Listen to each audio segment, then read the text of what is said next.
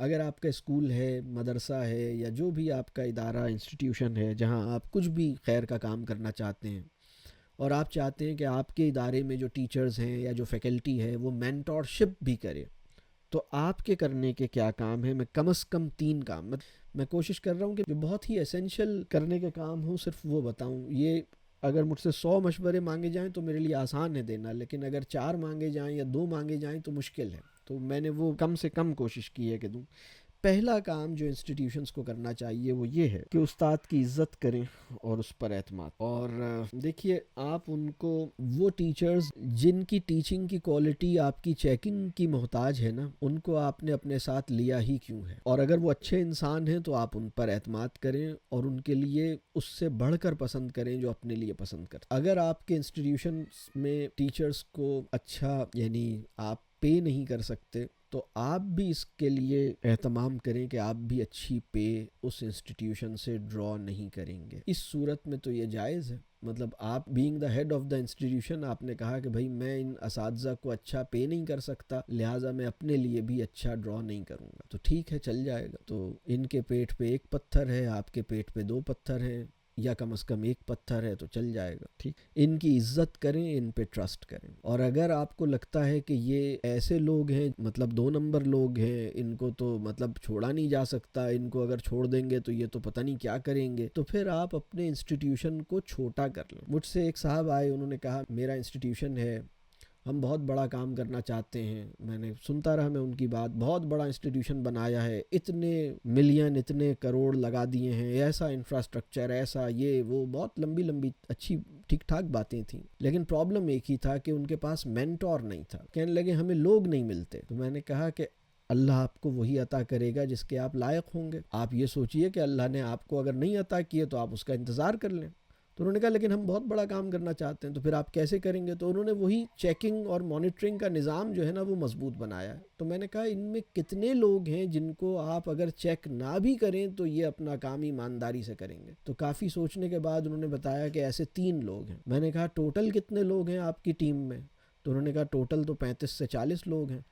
تو میں نے کہا آپ اپنی ادارے کو ڈاؤن سائز کر لیں، آپ اتنا بڑا کام ابھی نہ کریں، آپ صرف اتنے سائز کا کام کریں جو 3 لوگوں سے لیا جا سکتا ہے. اور پھر جب 3 سے 4 لوگ ہوں، 4 سے 5 لوگ ہوں، 5 سے 7 لوگ ہوں، تو آپ اپنے کام کو بڑھائیں. جتنے قابل اعتماد ساتھی آپ کو ملے ہیں نا، اتنا ہی والیوم آف ورک آپ کا ہونا چاہیے. والیوم آف ورک پہلے طے کر لیتے ہیں اور لوگوں کو بعد میں ڈیولپ کرتے ہیں یا بعد میں ملتا ہے، یہ چیز ٹھیک نہیں ہے. میری بات سمجھ آ رہی ہے؟ اور جو لوگ مل گئے ہیں ان پہ ٹرسٹ کریں، ان کو بہترین ان کے ساتھ معاملہ کریں، ان کو رسپیکٹ دیں. تو پرابلم یہ ہو رہا ہے کہ اس وقت جو سچویشن ہے بہت سارے انسٹیٹیوشنز کی کہ ان کو ٹرسٹ وردی ٹیم نہیں ملی، کمپیٹنٹ ٹیم نہیں ملی، اس کے اوپر ان کا ٹرسٹ نہیں ہے. معاشرے سے دعویٰ یہ ہے کہ آپ اپنا بچہ ہمارے حوالے کیجئے اور ہم سیدھا یہاں سے جنت میں بھیجیں گے اسے. لیکن جو لوگ آپ کے ساتھ چل رہے ہیں ان کی زندگی کو آپ جنت نہیں بنا پا رہے. آپ کے ساتھ رہنے والا آدمی ہیل لائک لائف گزار رہا ہے، دنیا سے آپ جنت میں پہنچانے کی وعدے کر رہے ہیں. یہ نہیں ہونا چاہیے. میری بات سمجھ آ رہی ہے؟ میں معذرت کے ساتھ سخت بات کر رہا ہوں، لیکن اس کو ہمیں ٹھیک کرنے کی ضرورت ہے. ہم اپنے ٹیچرز کو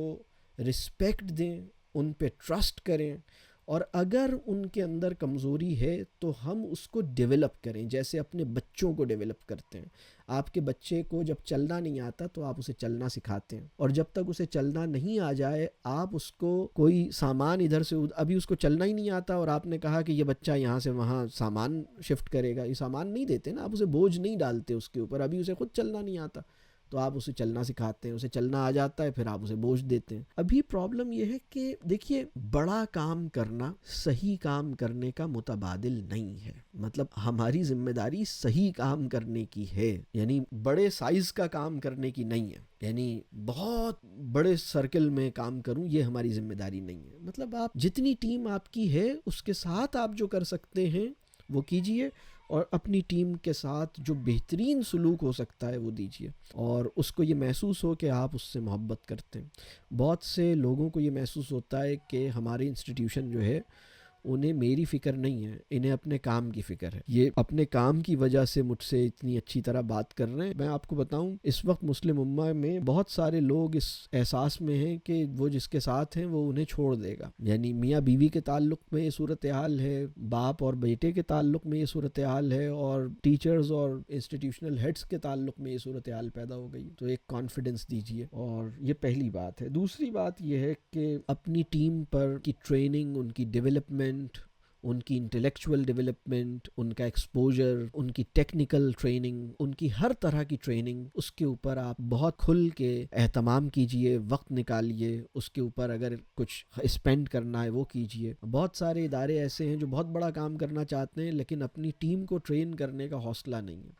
بہت سارے ادارے ایسے ہیں جو کچھ کرنا چاہتے ہیں لیکن اب جیسے میں پوچھتا ہوں بھئی آپ نے ایک سال میں اپنی ٹیم کو کتنی کتابیں پڑھنے کے لیے کہیں، کتنی کتابیں تحفے میں دیں، کتنی کتابوں پہ ڈسکشن ہوا؟ تو ایسا کچھ نہیں ہوتا. وہ کہتے ہیں کہ نہیں، پچھلے 6 مہینوں میں کتنی کتابوں پہ آپ کی اور آپ کی ٹیم کے درمیان باتیں ہوئیں، کتنے آتھرز زیر بحث آئے، کتنی آئیڈیولوجیکل کانورسیشنز کتنی ہوئی ہے، اور ایڈمنسٹریٹو کانورسیشن کتنی ہوئی ہے. تو پرابلم یہ ہے کہ ساری ایڈمنسٹریٹو کانورسیشن ہے، آئیڈیولوجیکل کانورسیشنز تو ہے ہی نہیں. یعنی آئیڈیولوجیکل کانورسیشنز اور ایڈمنسٹریٹو کانورسیشنز کے درمیان ایک بیلنس ہونا چاہیے. مطلب ہمیں کیا کیسے کرنا ہے، فلاں ایونٹ کی پلاننگ کیسے کرنی ہے، فلاں کام کو کیسے کرنا ہے. ٹھیک ہے، یہ کام بھی کرنا ہے لیکن ہم یہ کام کیوں کر رہے ہیں، اس سے کیا چاہ رہے ہیں، اس کے پیچھے کیا سوچ ہے، کیا مقصد ہے. تو ایڈمنسٹریٹو نوعیت کی کانورسیشنز اور آئیڈیولوجیکل نوعیت کی کانورسیشنز میں جو توازن ہے اس کا شعور آپ کے پاس ہونا چاہیے.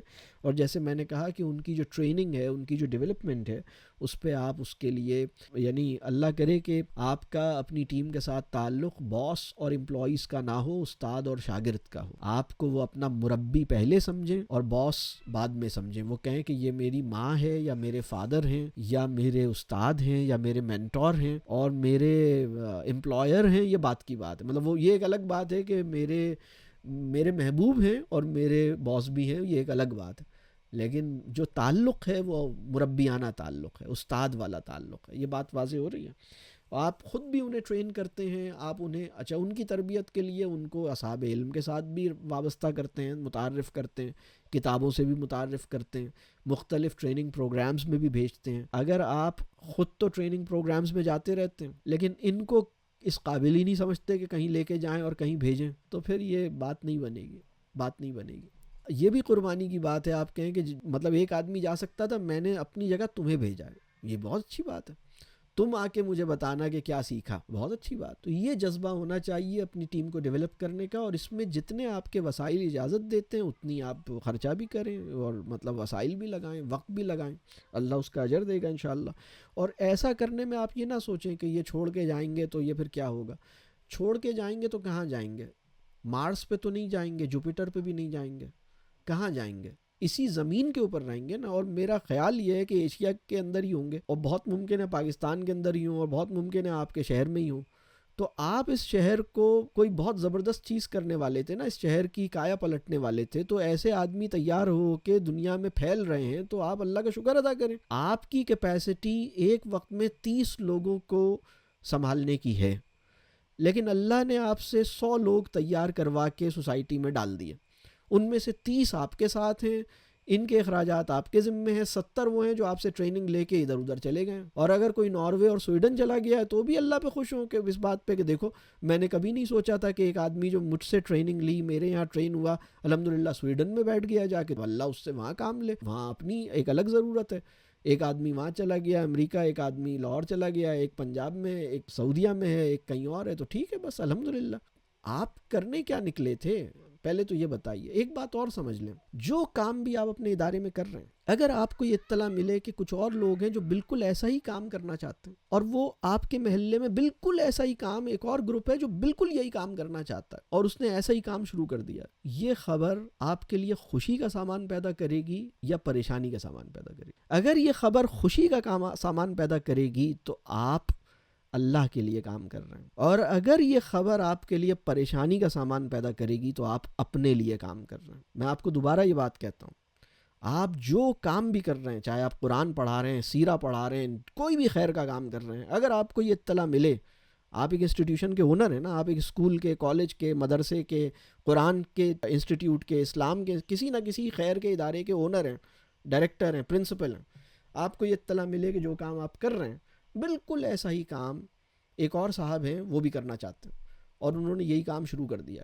یہ خبر آپ کے لیے غم کا باعث ہے یا خوشی کا باعث ہے؟ اور اگر غم کا باعث ہے تو آپ کو اپنے کام پہ بھی غم ہونا چاہیے کہ میں ہی غلط کام کر رہا ہوں، وہ بھی کر رہا ہے، تو یہ تو غلط بات ہے. یہ کام میں کروں تو ٹھیک ہے، کوئی اور کرے تو غلط ہے. یعنی اگر مصعب بن عمیر کو یہ اطلاع ملے کہ ایک اور صحابی کو بھی رسول اللہ صلی اللہ علیہ وسلم نے چنا ہے کہ وہ اسی کام پہ لگایا ہے، تو مصعب بن عمیر خوش ہوں گے یا پریشان ہوں گے کہ اچھا اب ایک اور آ گیا کمپٹیٹر میرا؟ تو یہ خیر کا کام چھوٹے دل کے ساتھ نہیں ہو سکتا. خیر کا کام کرنے کے لیے اللہ میرے دل میں خیر پیدا کرے، اللہ میرے دل کو کشادہ کرے. تو یہ جو میں بات کر رہا ہوں نا کہ آپ جن لوگوں کو ٹرین کر رہے ہیں اگر یہ کسی اور ادارے میں گئے ہیں، اس پہ بھی اللہ کا شکر ادا کیجیے، اور یہ بھی صدقے کی شکل ہے. پہلی بات تو یہ سمجھیے کہ کیا یہ صدقہ جاریہ نہیں ہے کہ ایک آدمی نے آپ کے پاس آیا، 1 سال 2 سال گزارے، آپ سے چیزیں سیکھیں، اب وہ کہیں اور چلا گیا، تو آپ سے سیکھی ہوئی جو باتیں وہ وہاں اپلائی کر رہا ہے. کیا اگر آپ کی نیت ٹھیک ہے تو آپ کو اس کا اجر ملے گا یا نہیں ملے گا؟ کتنے لوگوں کا خیال ہے ملے گا؟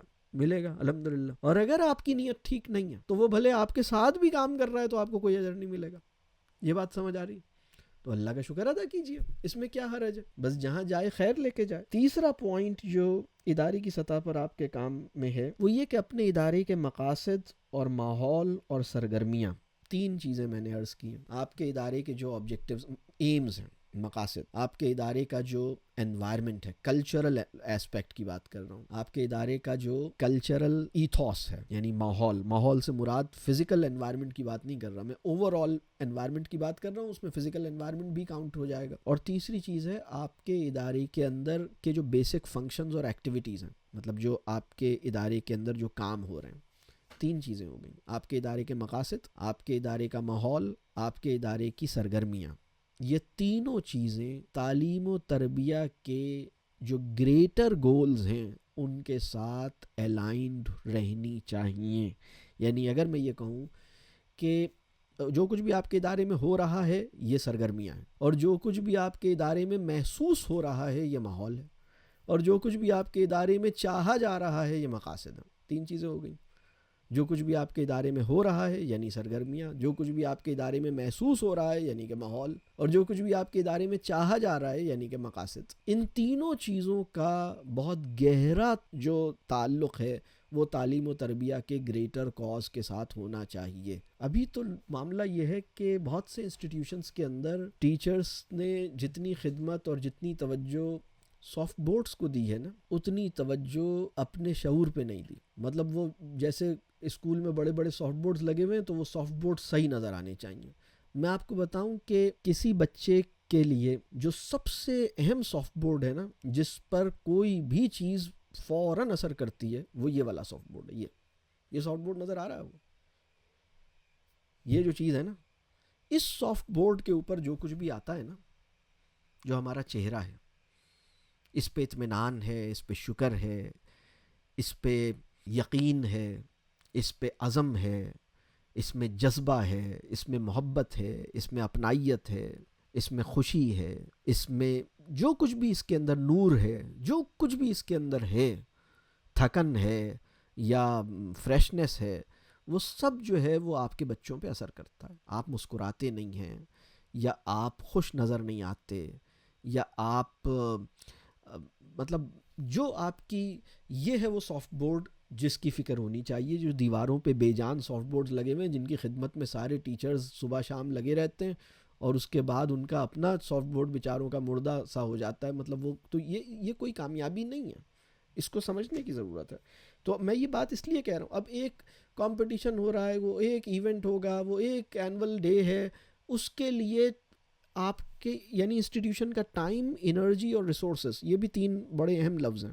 آپ کے انسٹیٹیوشن کا ٹائم، آپ کے انسٹیٹیوشن کی کلیکٹیو انرجی، آپ کے انسٹیٹیوشن کے کلیکٹیو ریسورسز سب سے زیادہ کس کاز میں کھپتے ہیں، وہ تعلیم و تربیہ کا کاز ہونا چاہیے. وہ کوئی آئیڈیولوجیکلی کہہ لیجئے آئیڈیولوجیکل ریشنیل اس کا ہونا چاہیے، اس کی کوئی بامانی توجہ ہونی چاہیے، اس کی کوئی فکری نظریاتی بنیاد ہونی چاہیے جس کے اندر یہ کھپائے جاتے. لیکن اگر یہ بس ایسے ہی ہے تو بات نہیں بنے گی.